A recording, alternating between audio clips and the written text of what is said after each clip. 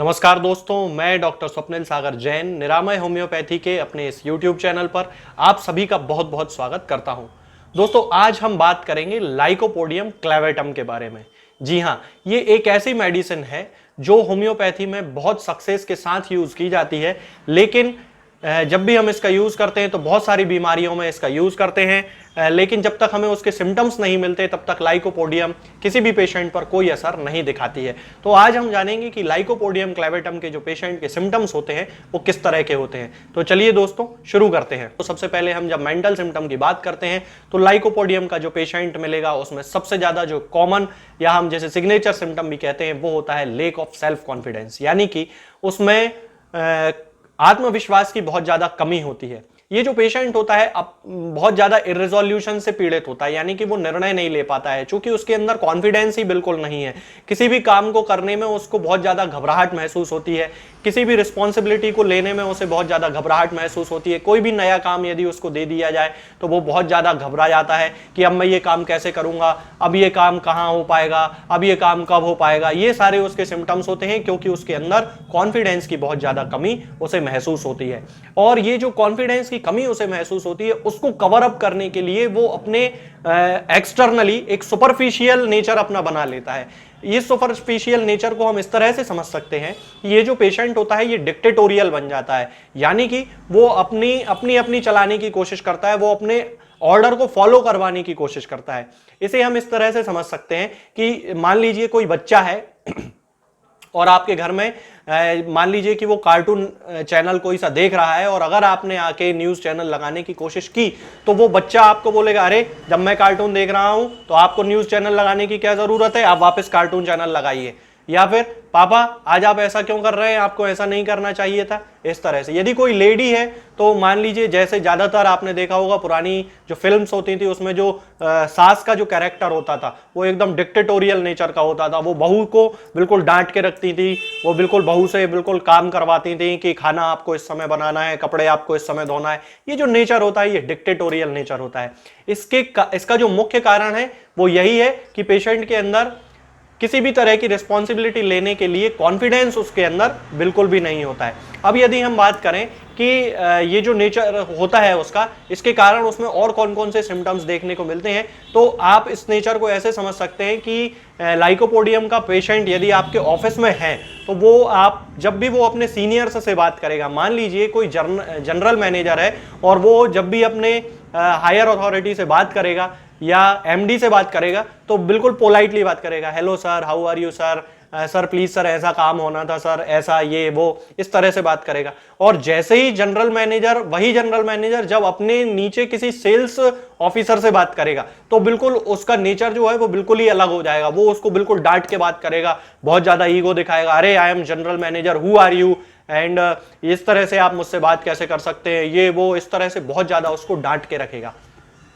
तो ये जो नेचर होता है ये लाइकोपोडियम का होता है कि वो दो तरह से व्यवहार करता है। वो अपने से जो कमजोर व्यक्ति होते हैं उसको दबाने की कोशिश करता है, और इन सबके पीछे कारण यही होता है कि उसके अंदर सेल्फ कॉन्फिडेंस की बहुत ज्यादा कमी होती है। इसके अलावा लाइकोपोडियम के जो पेशेंट होते हैं वो हॉटी होते हैं, ईगोइस्टिक होते हैं। उनके अंदर ईगो जो है वो कूट कूट के भरा हुआ होता है, बहुत ज्यादा ईगो रखते हैं, अरे आई एम जनरल मैनेजर और how can you talk like this, और इस तरह से वो बात करते हैं। ये सारे जो सिम्टम्स होते हैं ये लाइकोपोडियम के होते हैं। इसके अलावा ये अंदर से बहुत ज्यादा कावर्ड पेशेंट होता है, यानी कि कायर होता है। इससे कोई भी काम मतलब यदि ये लड़ाई झगड़े वाली कोई जगह होती है तो वहां से ये तुरंत भाग लेता है। थोड़ा सा टिमिड होता है, यानी कि घबरा जाता है जल्दी से, लोगों से बात करना थोड़ा पसंद उसे कम होता है, क्योंकि वो एक्सटर्नल जो बहुत सारे जो बाहर की जगह होती हैं जहां से वो परिचित नहीं है वहां जाकर उसके अंदर कॉन्फिडेंस बिल्कुल कम है, इसलिए वो उन लोगों से घुल मिल नहीं पाता है। आपने बच्चे देखे होंगे घर पे, वो बहुत ज्यादा तेज बच्चे होते हैं, बहुत एक्टिव रहते हैं, और जैसे ही वो स्कूल जाते हैं नया नया माहौल उनको मिलता है तो वो बहुत ज्यादा रोते हैं, उनको बिल्कुल स्कूल जाना पसंद नहीं होता, नए लोगों से मिलना पसंद नहीं होता। लाइकोपोडियम के जो पेशेंट होते हैं उन्हें किसी भी प्रकार की रिस्पॉन्सिबिलिटी यदि नहीं दे दी जाए तो उससे बिल्कुल भी मैच नहीं कर पाते हैं। शादी की बात सुनते ही, जैसे बहुत सारे लोग आपने देखे होंगे, यदि उनके सामने शादी की बात की जाए तो वो एकदम से भाग जाते हैं कि उन्हें अभी शादी नहीं करना है, वो शादी से बचना चाहते हैं, क्योंकि शादी करना भी एक तरह की रिस्पॉन्सिबिलिटी है। तो ये जो पेशेंट होते हैं ये रिस्पॉन्सिबिलिटी नहीं लेना चाहते हैं। ये सारे जो होते हैं ये लाइकोपोडियम के मेंटल सिम्टम्स होते हैं। अब यदि हम इसकी जनरलिटीज की बात करते हैं, यानी कि इसको एग्रावेशन और एमेलियोरेशन किन किन चीजों से होता है, तो इसको जो एग्रावेशन होता है, सुबह सोकर उठता है तो इसके सिम्टम्स बढ़ जाते हैं। ठंडी चीजों को खाने पीने से जो इसके सिम्टम्स होते हैं वो बढ़ जाते हैं। इसको आराम मिलता है ओपन एयर में घूमने से, यानी कि जब ये ठंडी हवा में, खुली हवा में घूमता है तो इसको बड़ा अच्छा लगता है। गर्म चीजों को खाने पीने से इसको रिलीफ मिलता है, यानी कि यदि ये गर्म चाय पीता है या गर्म कोई कॉफी पीता है या गर्म सूप पीता है तो उसको बड़ा अच्छा महसूस होता है, उसके जो सिम्टम्स होते हैं वो धीरे धीरे कम हो जाते हैं। इसका एक बहुत ही खास सिम्टम है जो बहुत मटेरिया मेडिकाज में लिखा हुआ है कि ये लाइकोपोडियम जो है वो राइट साइड की मेडिसिन है। हालांकि ऐसा प्रैक्टिकल अनुभव ज्यादातर देखने में नहीं आया है कि लाइकोपोडियम केवल राइट साइड पे ही काम करे, लेफ्ट पे काम ना करे, ऐसा अनुभव प्रैक्टिकली ज्यादा नहीं देखा गया है। फिर भी जो पुराने समय में जब रिकॉर्ड किए गए थे सिम्टम, उस समय ज्यादातर लोगों में राइट साइड के सिम्टम्स ही उनको देखने को मिले होंगे, इसलिए उन्होंने उसमें लिखा है। तो इसका जब जो भी सिम्टम होंगे वो शुरुआत जो होगी वो राइट हैंड से शुरू होगी और फिर राइट से उसके सिम्टम जो हैं वो लेफ्ट तक पहुंच जाएंगे। अब यदि हम बात करते हैं इसके हेड से, तो ये जो पेशेंट होता है ये समय से पहले बूढ़ा दिखाई देने लगता है। उसके यहाँ पर माथे पर, फ्रंटल हेड पर जो है उसको फरोज पड़ जाते हैं। यहाँ पे आप देखेंगे बहुत सारे लोगों में यहाँ पर लंबी लंबी लाइनें होती हैं, तो ये इसका एक सिग्नेचर सिम्टम होता है। उसके बाल बहुत जल्दी झड़ने लगते हैं, यंग एज में बाल झड़ने लगते हैं, यंग एज में उसको बाल उसके सफेद होने लगते हैं। और इसको जो सिरदर्द होता है वो ज्यादातर राइट साइड होता है। यही सिरदर्द जो है पीछे ऑक्सीपुट में भी यदि होगा तो यहाँ राइट साइड पे ही सिरदर्द होगा। इस तरह के जो सिम्टम होते हैं वो ज्यादातर लाइकोपोडियम में देखने को मिलते हैं। अब हम बात करते हैं कि इसकी नोज, तो नोज पर जब सिम्टम इसके आते हैं तो इसके ज्यादातर इसको साइन्यूसाइटिस में बहुत अच्छी मेडिसिन माना जाता है लाइकोपोडियम, यदि उसके सिम्टम से पेशेंट के सिम्टम से मैच करती है। नेजल ऑब्स्ट्रक्शन के लिए बहुत अच्छी मेडिसिन है, मैंने बहुत सारे वीडियोस में नक्स वोमिका और सेम्बुकस नाइग्रा के बारे में बताया है। ठीक उसी तरह लाइकोपोडियम भी बच्चों में होने वाले नेजल ऑब्स्ट्रक्शन और बड़ों में होने वाले नेजल ऑब्स्ट्रक्शन के लिए एक बहुत अच्छी मेडिसिन मानी जाती है। इसका उपयोग ज्यादातर बच्चों के स्नफल्स में किया जाता है। जब बच्चा फीडिंग नहीं कर पा रहा है, मदर फीड वो करता है और नाक बंद होने के कारण, नेजल ऑब्स्ट्रक्शन के कारण उसको बिल्कुल भी मदर फीड करते नहीं बनता है, तब उस कंडीशन में नक्स वोमिका, सेम्बुकस नाइग्रा और लाइकोपोडियम, इन तीनों के सिम्टम्स से मैच करके वो दवाई पेशेंट को ज्यादातर दी जाती है और उसके जो सिम्टम्स होते हैं वो बहुत जल्दी ठीक हो जाते हैं। अब हम बात करते हैं इसकी आंखों की, तो उसकी आंखों में जो खास तौर से सिम्टम देखने को मिलता है कि उसकी जो इनर कैंथाई होती है, यानी कि आंखों के अंदर का जो हिस्सा, कोना जो होता है, वहां पर ज्यादातर उसको स्टाई देखने को मिलते हैं। लोकल लैंग्वेज में यहाँ पर उसको गोयरी बोला जाता है। ये एक तरह का स्टेफाइलोकोकस इन्फेक्शन होता है।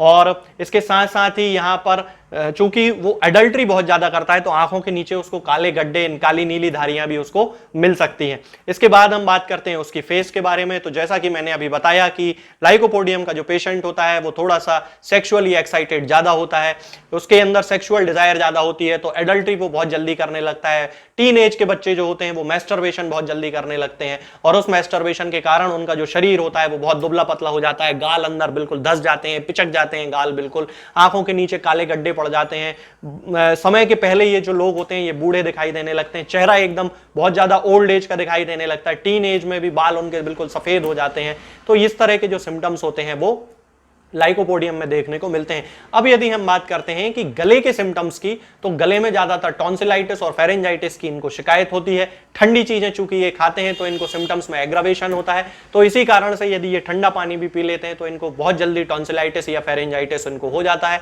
और ये टॉन्सिलाइटिस और फेरेंजाइटिस भी इनको ज्यादातर राइट साइड में ही देखने को मिलता है। और इसके जो सिम्टम्स होते हैं वो गर्म पानी पीने से, गर्म कॉफी पीने से, गर्म सूप पीने से टॉन्सिलाइटिस और फेरेंजाइटिस के जो सिम्टम्स होते हैं वो धीरे धीरे कम होते चले जाते हैं। इसका एक और खास सिम्टम लाइकोपोडियम का होता है कि इसके जो सिम्टम्स होते हैं ये 4 बजे से 8 बजे के बीच शाम को जो है वो एग्रावेट होते हैं और 8 बजे के बाद जो है धीरे धीरे जैसे जैसे रात का मौसम आने लगता है वैसे वैसे ये ठीक होने लगते हैं, इनके जो सिम्टम्स होते हैं वो कम होने लगते हैं। अब यदि हम बात करते हैं स्टमक की, तो स्टमक के सिम्टम्स में लाइकोपोडियम का बहुत ज्यादा यूज होता है। इसमें सबसे ज्यादा तो यूज किया जाता है वो फ्लैचुलेंस के लिए, यानी कि गैसियस डिस्टेंशन के लिए लाइकोपोडियम का यूज किया जाता है। लाइकोपोडियम के जो पेशेंट होते हैं इनको रात में बहुत ज्यादा भूख लगती है और कई बार ऐसा होता है कि खाना खाते खाते ही इनको बहुत ज्यादा भूख लगने लगती है। और कई बार इसके अपोजिट भी सिम्टम देखने को मिलता है कि ये जो पेशेंट होते हैं 1-2 निवाले खाने के साथ ही उनके पेट में बहुत ज्यादा गैसियस डिस्टेंशन होने लगता है, बहुत ज्यादा फ्लैचुलेंस बनने लगती है